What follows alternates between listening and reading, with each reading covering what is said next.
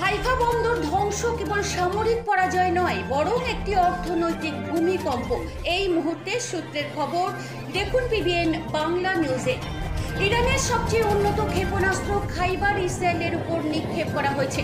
খাইবারের অপর নাম খোররাম শাহর 4। এটি ইসরায়েলের উপর খোররাম শাহর 4 ক্ষেপণাস্ত্র নিক্ষেপের ভিডিও।